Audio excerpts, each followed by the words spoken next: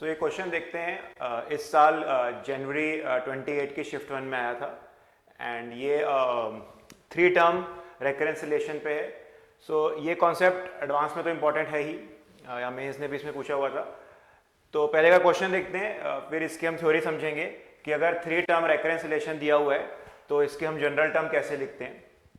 सो यहाँ पे एक सीक्वेंस दिया हुआ है, एक कन्वर्जिंग सीक्वेंस है जिसमें a0 is 0 and a1 is equal to half and एक जैसा कि मैंने कहा यहाँ पे 3 टर्म्स का रिलेशन दिया हुआ है।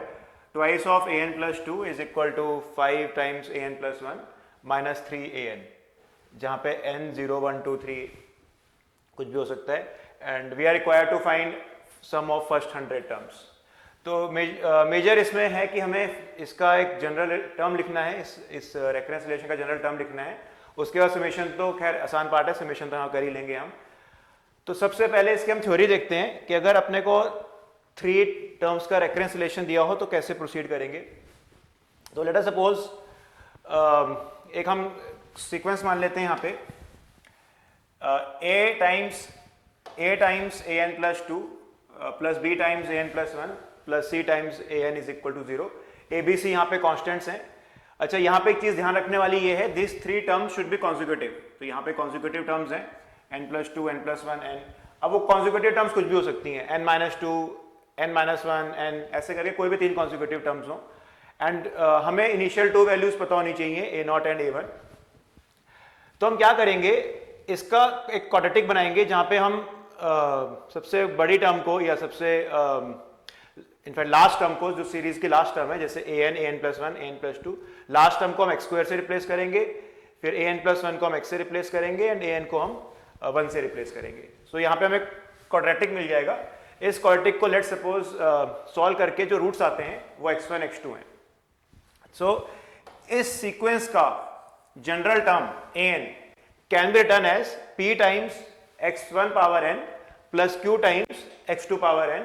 यहां पे जो p और q हैं, अगेन यहां पे कांस्टेंट्स हैं जिनकी वैल्यू हम a0 और a1 की जो गिवन वैल्यूज होंगी उसकी मदद से हम इनकी वैल्यूज निकाल पाएंगे। इसके मैं प्रूफ में नहीं जा रहा, यहां मैं भी सिर्फ जनरल टर्म क्या होती है सिर्फ उसके बारे में डिस्कस करूंगा। तो इसको हम एग्जांपल से समझते हैं। Let us suppose an is equal to 7 times an minus 1 minus 10 times an minus 2 and यहाँ पे a0 की वैल्यू 2 दी हुई है एंड a1 की वैल्यू 1 दी हुई है। So I want to write a general term for this given relation. तो जैसा कि मैंने कहा 3 टर्म्स कॉन्जिक्यूटिव होनी चाहिए। तो यहाँ पे n माइनस 1 n माइनस 2। तो सबसे बड़ा टर्म जो कि यहाँ पे n है इसको हम x² से रिप्लेस करेंगे, इसको लेफ्ट पे ले आते हैं तो ये माइनस 7x हो जाएगा एंड ये प्लस 10 हो जाएगा। an माइनस 2 को हम 1 से रिप्लेस करेंगे। तो मुझे यहाँ पे ये क्वाड्रेटिक मिल गई। इस क्वाड्रेटिक के अगर हम रूट्स निकालेंगे तो 2 एंड 5 आ जाएंगे। सो डायरेक्टली वी कैन से इस रिलेशन का जो जनरल टर्म होएगा वो कुछ इस प्रकार का होगा, an is equal to p times 2 raise to power n plus q times 5 raise to power n। अब यहाँ पे a0 और a1 की वैल्यू की मदद से हम p और q के लिए सॉल्व करते हैं।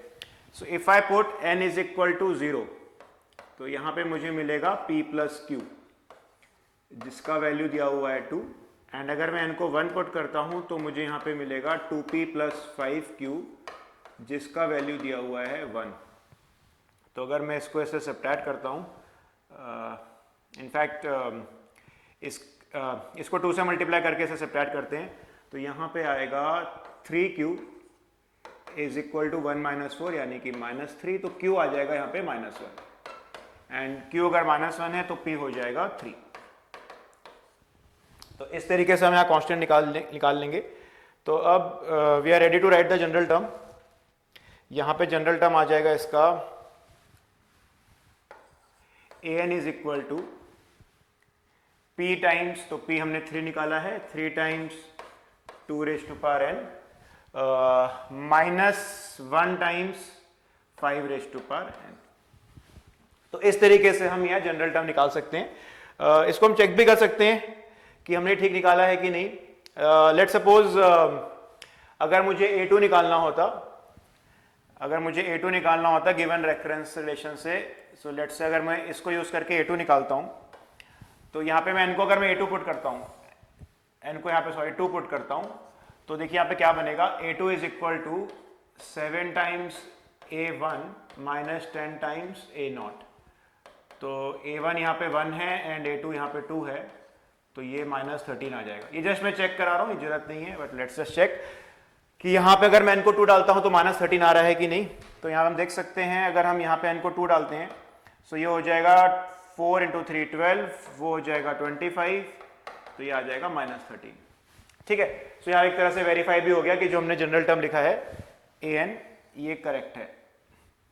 अब इसके आगे कुछ भी पूछा हो, सम पूछा हो, कोई टर्म पूछा हो तो निकाल सकते हैं।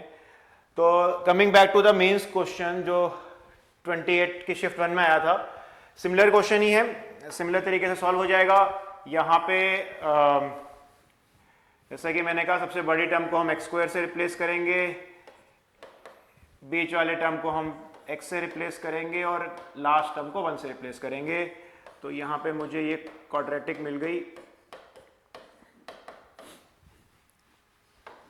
तो यहाँ पे देख सकते हैं, एक तो रूट इसका 1 ही है, एक रूट इसका 1 है और एक रूट इसका 3/2 है।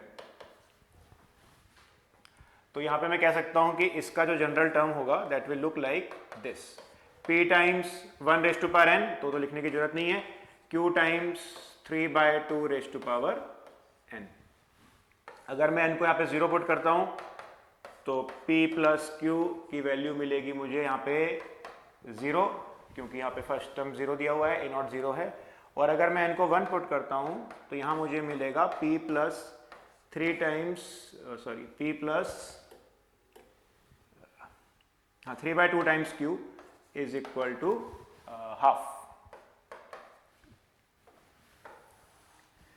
तो यहाँ से p का वैल्यू माइनस q है, यहाँ पुट करेंगे, सो ये q/2 हो जाएगा, तो इज इक्वल टू हाफ, तो q यहाँ से 1 आ जाएगा, तो q का वैल्यू 1 हो जाएगा और p का वैल्यू -1 हो जाएगा।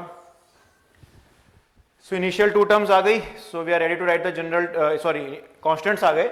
सो अब हम यहाँ पे जनरल टर्म लिख सकते हैं। जनरल टर्म हो जाएगा an इज p यहाँ पे -1 है, q 1 है, तो इसको पहले लिख देता हूँ 3/2 रेज़ टू पावर n -1। यहाँ 100 टर्म्स का सम पूछा था, सो 100 टर्म्स का अगर हम यहाँ सम करेंगे तो 3/2 रेज़ टू पावर n, ये s100 sum of the 100 first 100 terms, so 3/2 raise to power n minus summation 1।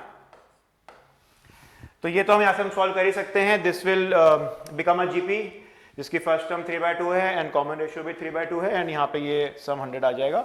तो ये मैं इसको यहाँ छोड़ देता हूँ, वो इसका डिफिकल्ट पार्ट नहीं है।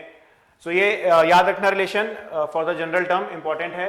एडवांस में भी इस पे क्वेश्चन आए हुए हैं एंड इस साल मेंस में भी इस पे क्वेश्चन था। आई होप ये आपको समझ आया।